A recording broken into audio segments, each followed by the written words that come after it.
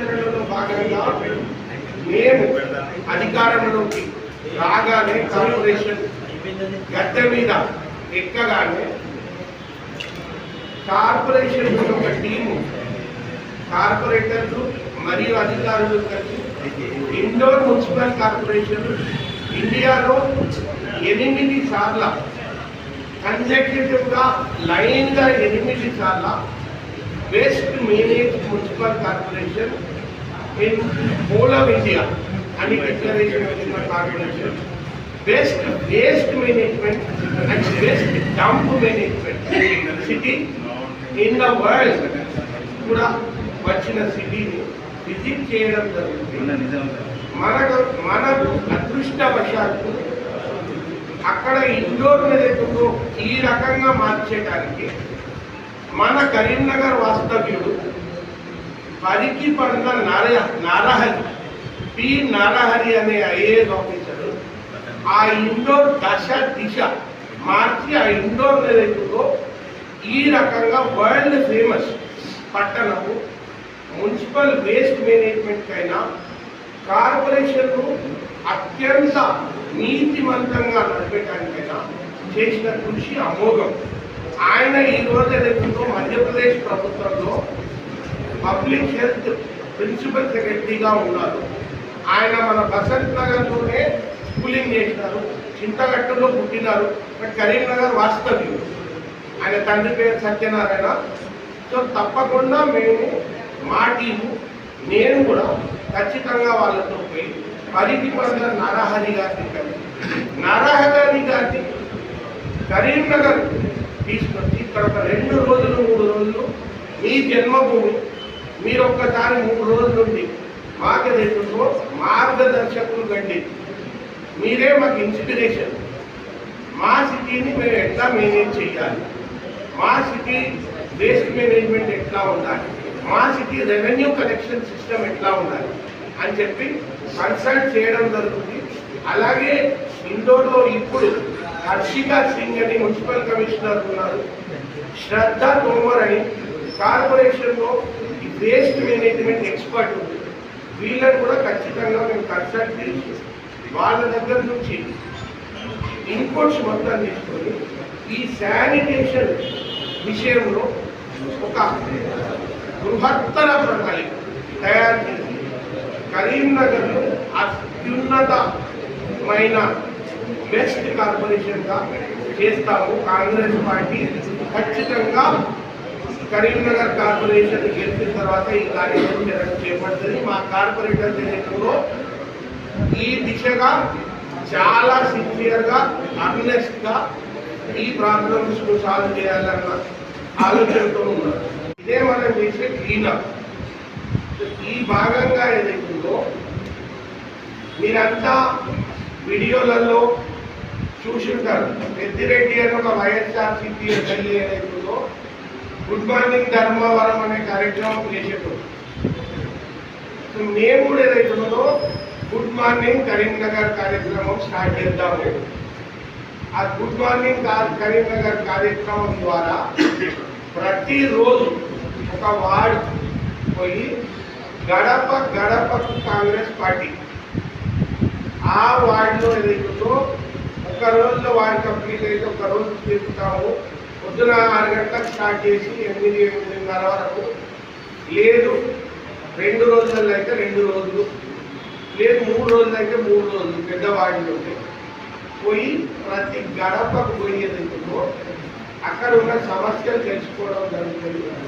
పేరు పెట్టి ప్రతి ప్రజలను ఏదైతుందో పేరు పెట్టి తీసి అక్కడ మోడీ పరిస్థితి ఏంటి, అక్కడ నల్లా పరిస్థితి, వాటర్ సప్లై పరిస్థితి ఏంటి, అక్కడ రోడ్డు పరిస్థితి ఏంటి, అక్కడ ఏదైతుందో వాళ్ళకున్న బాధలు ఏంటి, అవినీతి విషయంలో ఏదైతుందో పర్మిషన్ల విషయంలో, అవినీతి విషయంలో, కలెక్షన్ల విషయంలో ఏం జరుగుతుంది, పిల్లలకి ఏమన్నా ఇబ్బంది అవుతుందా, ఫ్యామిలీస్కి ఏమన్నా ఇబ్బంది అవుతుందా తెలుసుకుంటాము అని చెప్పేసి ఒక కార్యాచరణ రూపొందించుకుంటాము అని ఒక ఆలోచించుకున్నాం. మేము అంతా కూర్చొని ఆ కార్యాచరణలో ఒక 30-35 పాయింట్లు రాసుకున్నాం. కొన్ని నేను మీతో ప్రెస్ కాన్ఫరెన్స్ ద్వారా చెప్తాను, కొన్ని నేను ఏదైతుందో ప్రెస్ నోట్ ద్వారా మీకు ఇస్తాను.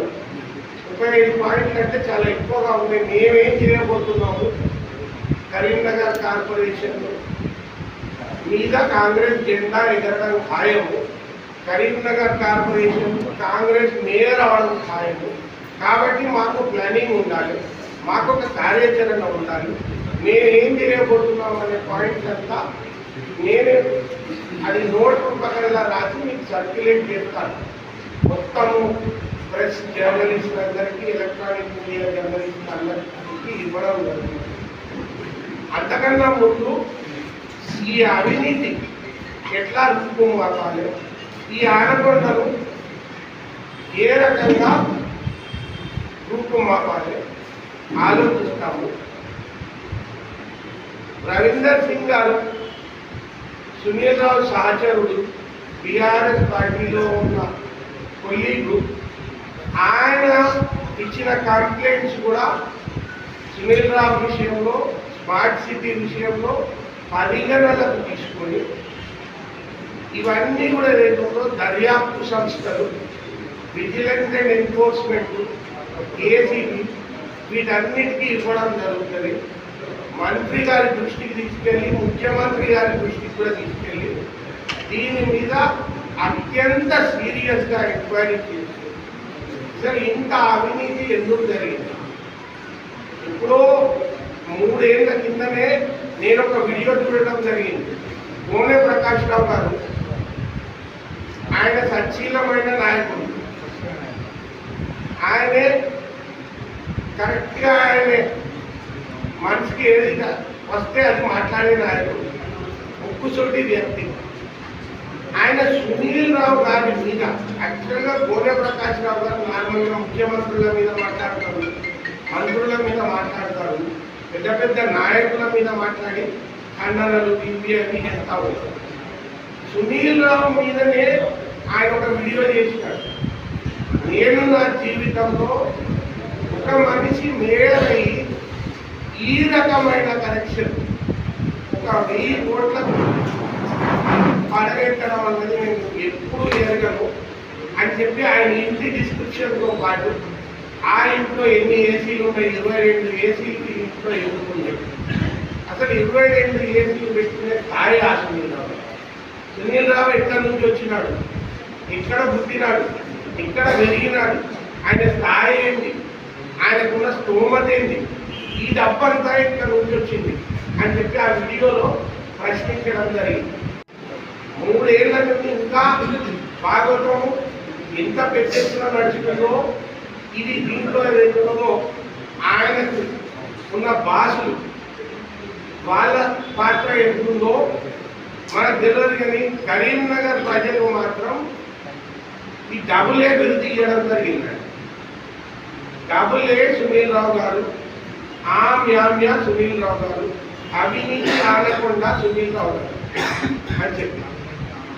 ఈ అవినీతి ఆనకొండ మీద కీలకమైన దర్యాప్తు సంస్థలు ఖచ్చితంగా ఏ స్మార్ట్ సిటీ వర్క్స్లో ఏ రకంగా అవినీతి జరిగింది, ఎక్కడెక్కడ పర్మిషన్తో డబ్బులు వసూలు చేయడం జరిగింది, ఎక్కడెక్కడ భూమి జాగల విషయంలో, భూమి జాగల తగాదాలలో, భూమి జాగల కబ్జాలలో ఏలు పెట్టడం జరిగింది, ఆస్తిపాస్తులు ఎన్ని సంపాదించడం జరిగింది, ఎకరాలు ఎన్ని సంపాదించడం జరిగింది, బిల్డింగ్లు ఎన్ని సంపాదించడం జరిగింది. తప్పకుండా దర్యాప్తు సంస్థలు మొత్తంగా ఎంక్వైరీ దీంట్లో మాత్రం తిరుగులేదు. రేవంత్ రెడ్డి గారు కరీంనగర్కు 2 మోస్ట్ ఆనెస్ట్ ఆఫీసర్స్ ఇచ్చినారు. మోస్ట్ ఆనెస్ట్ ఆఫీసర్స్ కొంత మా కాంగ్రెస్ పార్టీకి కొన్ని పనులు కాకుండా కమిషనర్ గారిని ఏదైతుందో ఏదో చిన్న చిక్క మా కోరికలు ఉంటాయి, అడిగితే కూడా ఏదైతుందో ఎస్ఐ విషయంలో, సిఐ విషయంలో అడిగితే కూడా ఆమె ఏదైతుందో ఆయన రిజెక్ట్ చేస్తూ ఉన్నా ఇవన్నీ దిగమింగుతూ ఎండ్యూర్ చేస్తూ, ఎందుకు అని అంటే సీఎం గారు ఏదైతుందో ఆనెస్ట్ కమిషనర్ ఉండాల్సిందే ఎట్టి పరిస్థితుల్లో. ఆనెస్ట్ కలెక్టర్ మీ దగ్గర ఉండాల్సిందే. వల్ల సత్పతి గారు, మోహంతి గారు, సో అటువంటి ఆఫీసర్ల నుంచి మా రాజకీయ నాయకులకు కొంత ఇబ్బంది కలుగుతూ ఉన్న కొన్ని చిన్న చిన్న విషయాలలో మాకు సహకారం అందకుండా అంత నీతివంతమైన ఆఫీసర్ చేసుకుని గవర్నమెంట్ నడుపుతున్నాము. తప్పకుండా ఈ అవినీతి తిమింగలాన్ని కూడా ఎట్టి పరిస్థితుల్లో దర్యాప్తు సంస్థలు మాత్రం వదిలిపెట్టవు. దర్యాప్తు సంస్థలు దీన్ని లాజికల్ డెస్టినేషన్ తీసుకోవచ్చని కడిగి పారేస్తారని బట్టలు ఇస్తారు, ఖచ్చితంగా తర్వాత చేస్తారు.